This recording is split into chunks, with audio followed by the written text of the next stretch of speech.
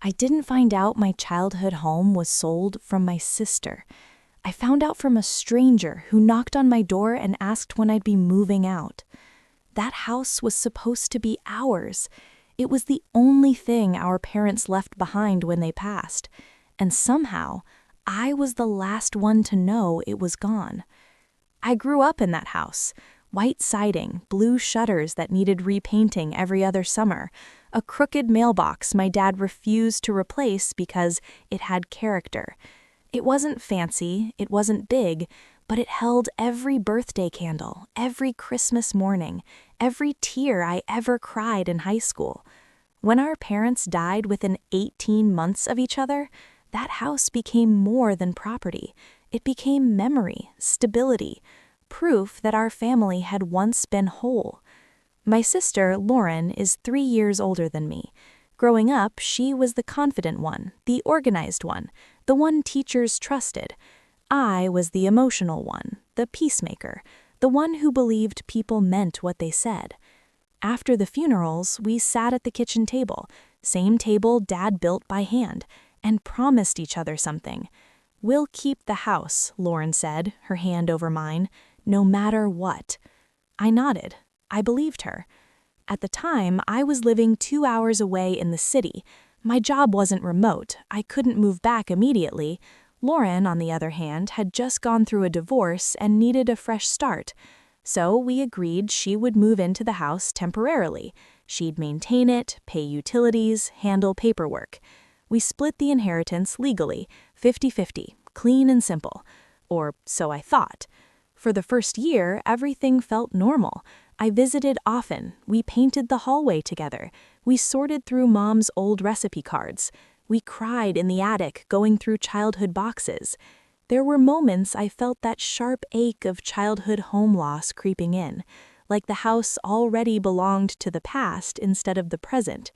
But Lauren would squeeze my shoulder and say, "It's still ours." And I believed her. Looking back now, I see the small cracks. She started talking about maintenance costs more often, the roof needing inspection, the plumbing being worse than expected. She mentioned real estate prices rising in the neighborhood. "Just information," she'd say casually. "Doesn't mean anything." But something felt off.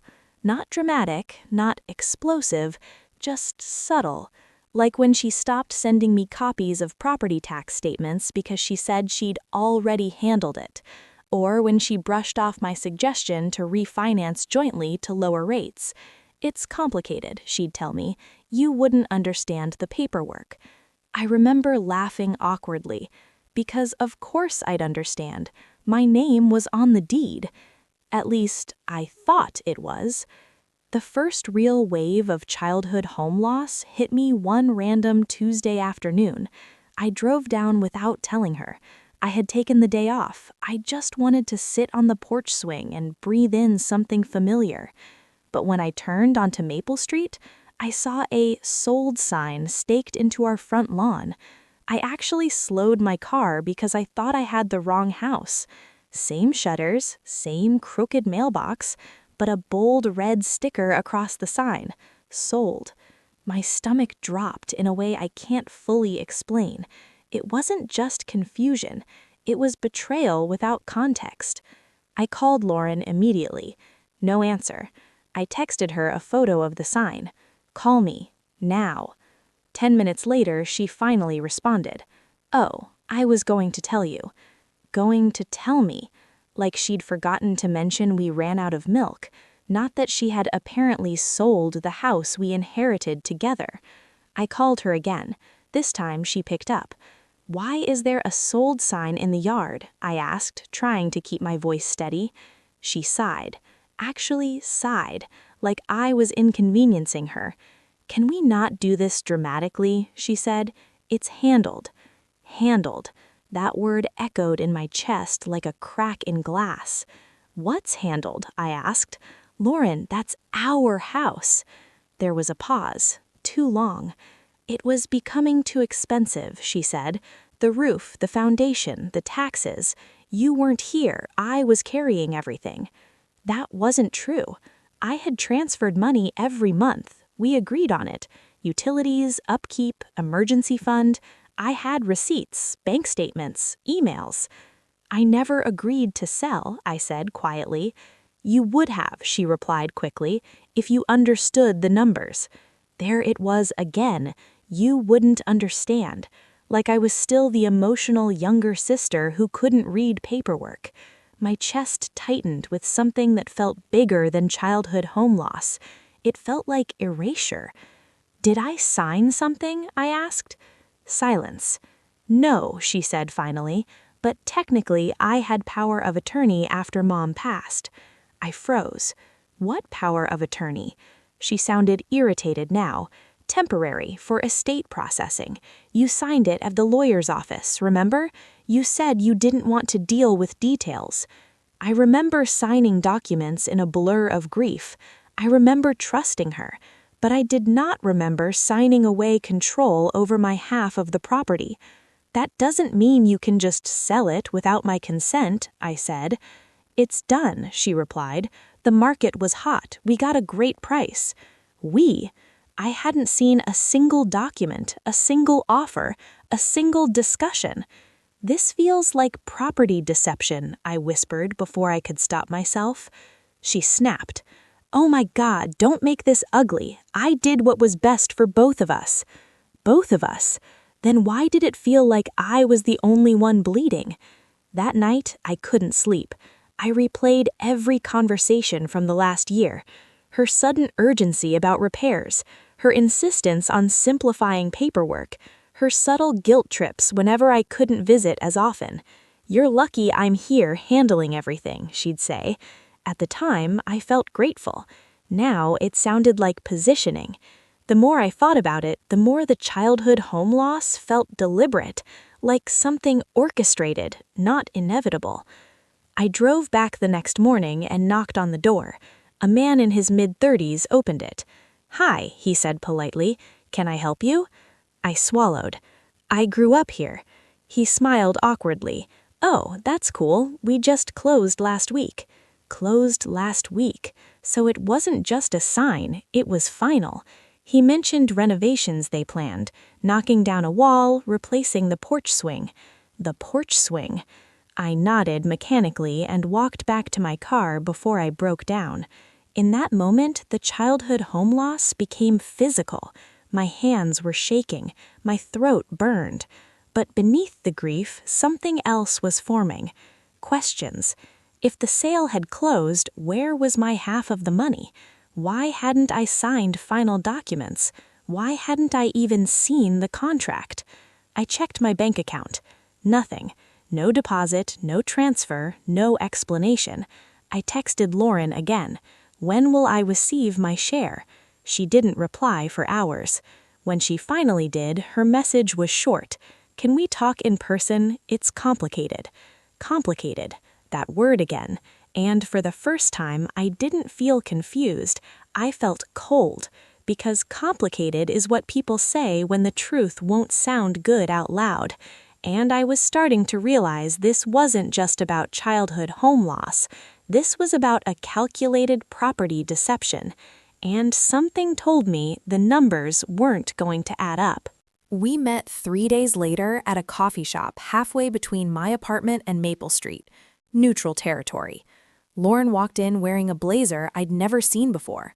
Polished, controlled, like she was preparing for a presentation instead of a conversation with her sister. She hugged me lightly. It felt rehearsed.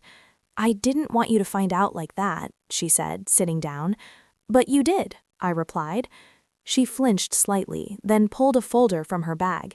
I've organized everything, she said. You'll see it makes sense. Makes sense. I didn't open the folder yet. I looked at her instead. When did you list the house? About 2 months ago. 2 months. So while we were texting about Mom's birthday, I said slowly, you were showing strangers our childhood bedrooms? Her jaw tightened. Please don't make it emotional. How could it not be emotional? That house wasn't just square footage.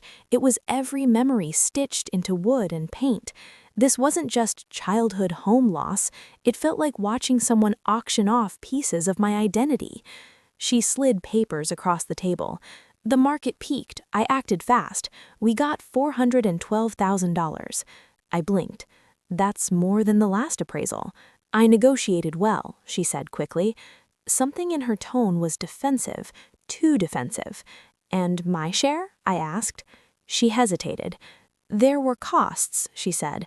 Outstanding repairs, realtor fees, closing costs, back taxes. Back taxes? I interrupted. I transferred money every month. She avoided eye contact. It wasn't enough. I opened the folder.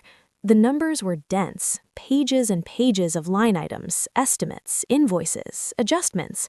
But something immediately felt wrong. The repairs listed were far more extensive than anything she'd ever mentioned. Foundation stabilization, full roof replacement, major plumbing overhaul. That never happened, I said quietly. She looked up sharply. You weren't there. I visited 3 months ago. The roof was fine. The basement was dry. Her lips pressed into a thin line. You don't understand how bad it got after that. There it was again. You don't understand. I flipped further. There was a line that made my stomach drop. Pre-sale loan settlement, $96,000. What is this? I asked. She inhaled slowly. I took out a home equity loan last year. I stared at her. You what? It was temporary, she rushed. I needed liquidity. The divorce left me in a bad place. I was going to pay it back before you noticed. Before I noticed. So you leveraged our childhood home without telling me? It was for both of us eventually, she said weakly. That sentence didn't even make sense. The childhood home loss suddenly shifted shape in my mind. It wasn't just about selling.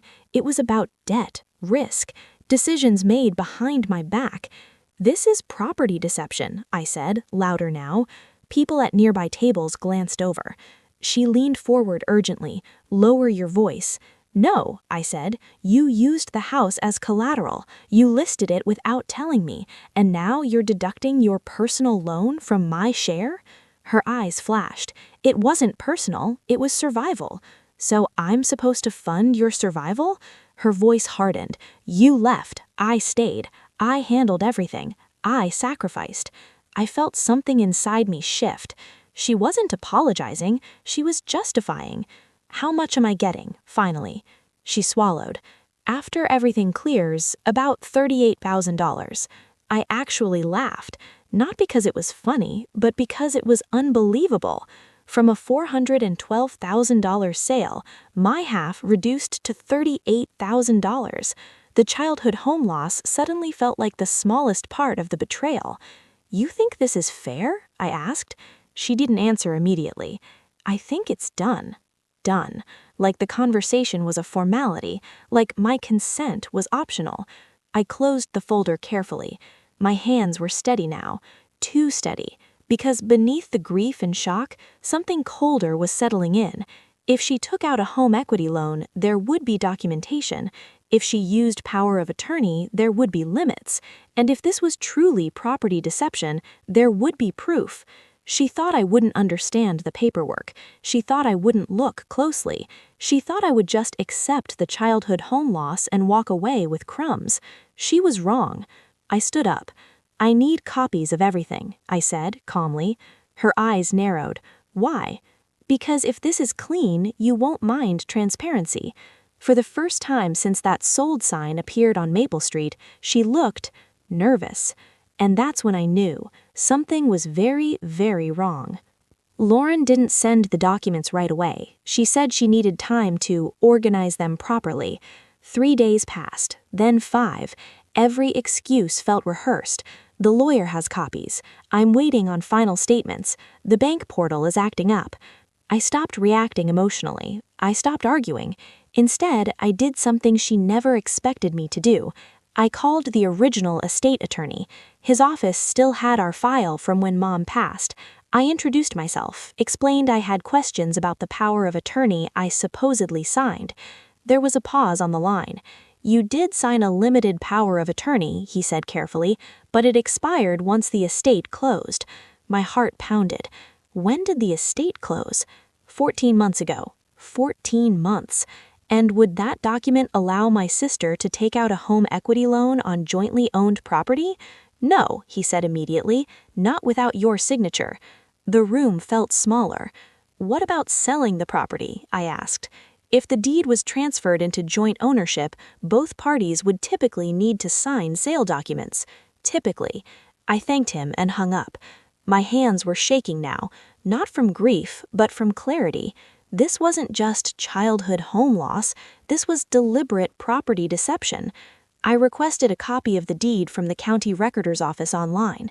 It arrived by email the next morning. I opened it slowly. The original deed listed both of us. Then, 8 months ago, there was another filing, a quitclaim deed, transferring full ownership to Lauren. I felt physically sick. My signature was on it, or at least something that looked like my signature, but it wasn't mine. The L was wrong, the loop too tight, the tail too short. I've signed my name thousands of times. I know how it curves. This one was almost convincing. Almost. I stared at the screen until the letters blurred. She didn't just sell the house, she removed me from it first. The childhood home loss wasn't accidental, it was engineered. I called her immediately. She answered on the second ring. "Did you forge my signature?" Silence. Not confusion, not denial, just silence. "Why are you digging like this?" she finally said, her voice low. "Because you lied. Because you treated me like I was disposable. Because that house was the last piece of our parents, and you rewrote the story without me." "That signature isn't mine," I said. "You signed paperwork when you visited last winter," she replied quickly. "You didn't read it." My chest tightened. Last winter, the weekend we cleaned out the attic, she had handed me a small stack of documents and said they were insurance updates. I remembered signing absent-mindedly, trusting her. "You said it was insurance," I whispered. "It was paperwork," she snapped. "You never pay attention to details." There it was again. My fault, my naivete, my trust. "You transferred the deed without telling me." "I simplified things," she replied coldly. "It was easier." Easier? For who? My throat burned, but I refused to cry on the phone. "You committed property deception," I said quietly. "You removed me from ownership and sold the house." She exhaled sharply. "Don't use dramatic words." What word was less dramatic than betrayal? The breaking point wasn't loud. There was no screaming, no threats, just a clean snap inside me. "You owe me half of the sale," I said evenly, "not what's left after your personal loan." "It wasn't personal," she was starting. "It was your divorce, your debt, your choices." She was breathing harder now.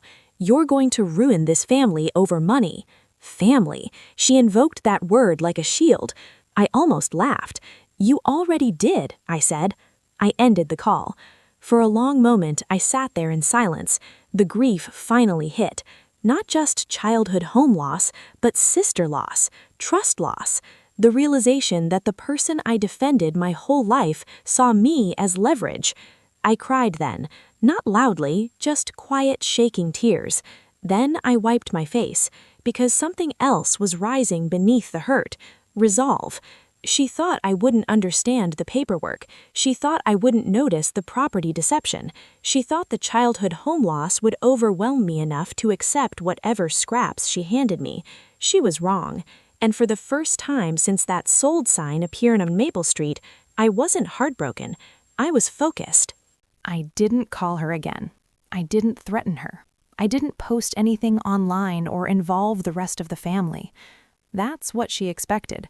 She expected tears, emotional outbursts, maybe a dramatic confrontation where she could paint me as unstable. Instead, I went quiet. Silence is uncomfortable for people who rely on control. The first thing I did was hire my own attorney, not the one who handled our parents' estate. Someone new, someone neutral. I brought every document, the original deed, the quitclaim deed, the loan statement, the sale listing. He studied the signature closely. "This is either forged," he said calmly, "or signed under misrepresentation." My stomach tightened. "Does that matter?" I asked. "It matters a lot." He explained something I hadn't fully grasped yet.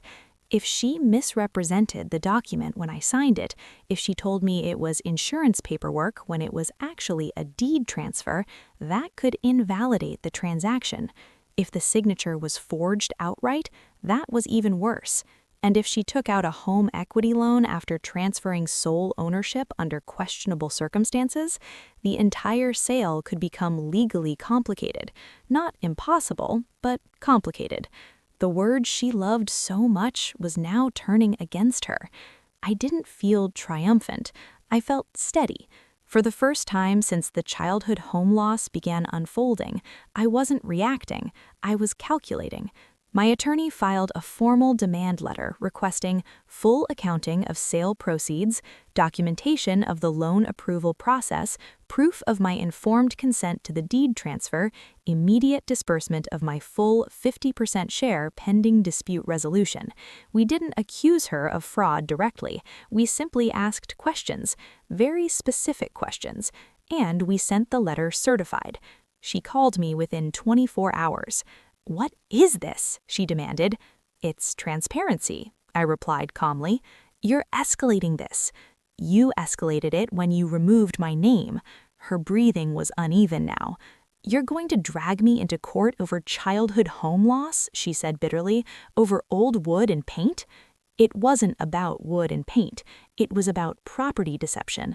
It was about trust manipulated in grief. "It's not about the house," I said quietly.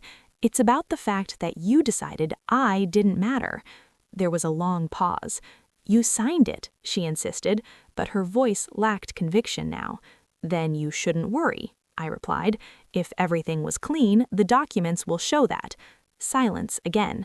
That silence told me more than any confession could. Over the next few weeks, things shifted quickly. The buyer's attorney contacted mine. Apparently, they had been notified of a potential title dispute. Suddenly, Lauren had a problem, because if the deed transfer was challenged successfully, the buyer could argue the sale wasn't properly authorized. No one wanted that. Not the buyer, not the title company, and definitely not Lauren. I never asked for the sale to be reversed. That would have been messy, expensive, cruel to the new family living there. I wasn't interested in destroying strangers. My focus was simple: fairness. If she sold a $412,000 property that belonged to both of us, I was owed $206,000 minus legitimate shared expenses, not $38,000 after her personal loan. The childhood home loss still hurt. Every time I passed Maple Street on my way to see a friend nearby, I felt that ache. But now it wasn't paralyzing. It was fuel. Lauren sent frantic texts some nights. "We can settle privately. You're overreacting. This is going to follow me professionally."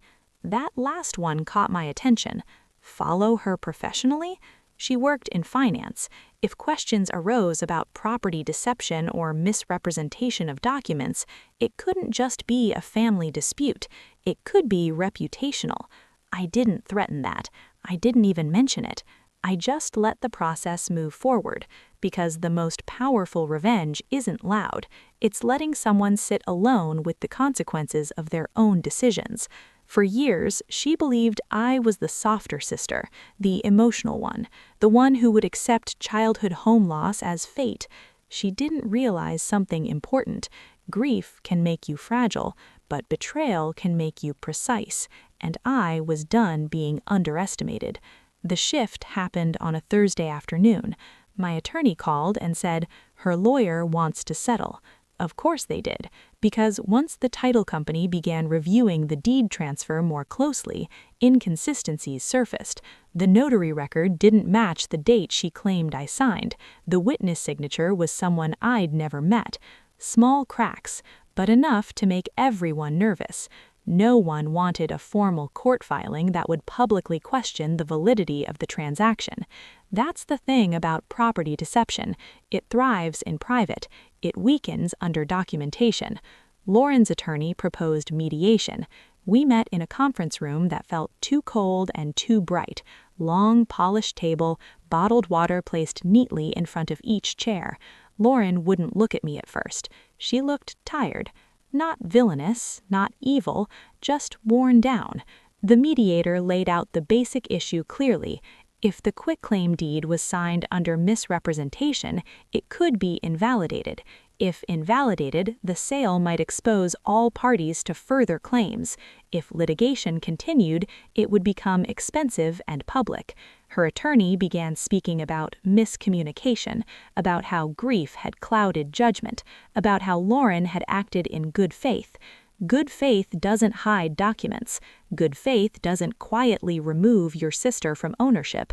I didn't say any of that out loud. Instead, my attorney presented the numbers calmly. Sale price, $412,000, remaining mortgage and verified shared expenses, $41,000, net proceeds, $371,000, my rightful half, $185,500, not $38,000 after her personal loan.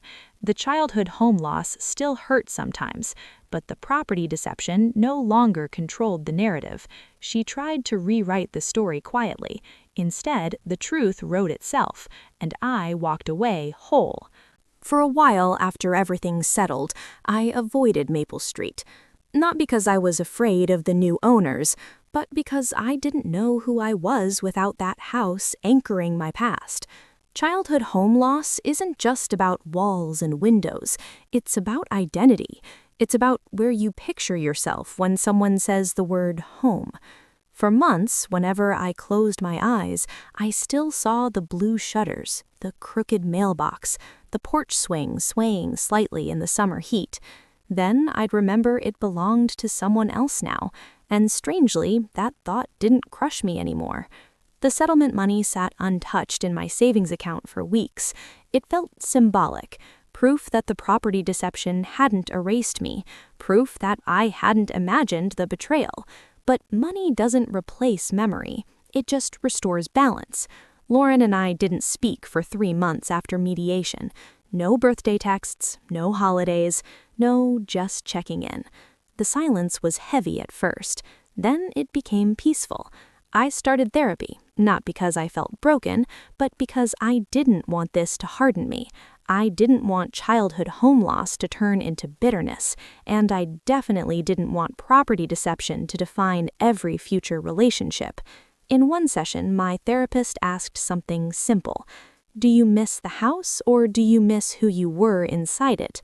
That question stayed with me, because the truth is, I missed the version of me that believed trust was automatic. I missed the simplicity of assuming family meant safety. But growing up means accepting complexity. It means understanding that love and control can exist in the same person. It means recognizing that betrayal doesn't erase your capacity to trust again. It just makes you wiser about where you place it. 6 months after the settlement, I used part of the money as a down payment on a small house of my own.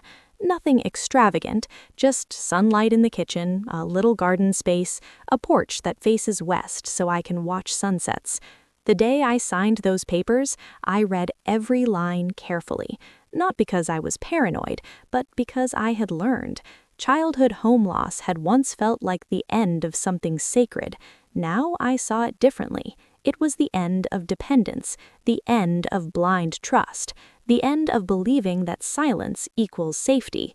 As for Lauren, she sent me an email eventually. Not dramatic, not tearful, just honest. I was ashamed, she wrote. I felt like a failure after the divorce. I didn't want to ask for help, so I made decisions alone. I convinced myself I was protecting both of us. That's the tricky thing about property deception. Sometimes it starts as self-deception. You tell yourself it's temporary, necessary, harmless, until it isn't. I didn't respond right away. Forgiveness isn't automatic, it's intentional, and I wasn't ready yet. But I also wasn't consumed by anger. The childhood home loss had once defined the narrative. Now it felt like a chapter, a painful one, but not the whole book. I still drive past Maple Street occasionally. The new owners repainted the shutters green. They replaced the mailbox. The porch swing is gone, and instead of breaking down, I just breathe. because home was never just that address. Home was resilience. Home was learning that property deception can wound you, but it doesn't have to own you. Home is the life I'm building now, brick by brick, choice by choice, and this time, every signature is mine. It's strange how something can feel catastrophic in the moment, and then a year later feel like clarity. If you had told me the day I saw that sold sign that I would eventually feel steady again, I wouldn't have believed you. Childhood home loss felt like someone had erased my roots. Property deception felt like someone had rewritten my story without my permission, and dramay, yes, it became dramay in the worst way, threatened to turn me into a version of myself I didn't recognize. But here's what I learned. Loss exposes truth, not just about other people, about you. When everything unraveled, I had two choices. I could collapse into grief and let childhood home loss define me as the victim, or I could stand up, read every line, ask every question, and protect my future. The house is gone. That's permanent. The porch swing exists only in memory now, but something else is permanent too. The moment I realized I wasn't powerless. Property deception thrives on silence and assumption, on the belief that the emotional person won't dig deeper, on the hope that grief will blur judgment. But grief can sharpen you if you let it. It can teach you to pause before signing, to ask for copies, to separate love from legal responsibility. Lauren and I speak occasionally now, carefully. We don't pretend nothing happened. We don't rewrite history. There's space between us. Maybe that space is healthy. Maybe some relationships survive not by returning to what they were, but by accepting what they became. Childhood home loss used to make my chest ache. Now it reminds me of something else. You can lose a house and still build a life. You can experience property deception and still trust again, just more wisely. You can walk through dramay without becoming dramatic, and you can love someone while still holding them accountable. If you're listening to this and you've ever felt blindsided, if you've ever trusted someone with something sacred and watched it slip away, if you've ever experienced your own version of childhood home loss, know this: you are not weak for feeling devastated, but you are powerful when you choose not to stay there. Sometimes revenge isn't explosive, it isn't loud, it isn't cruel. Sometimes revenge is documentation, boundaries, and refusing to disappear quietly. So I'll leave you with this. If you came home one day and saw a sold sign on something you believed was yours, would you have fought for answers, or would you have walked away? I didn't walk away, and in the end, that made all the difference.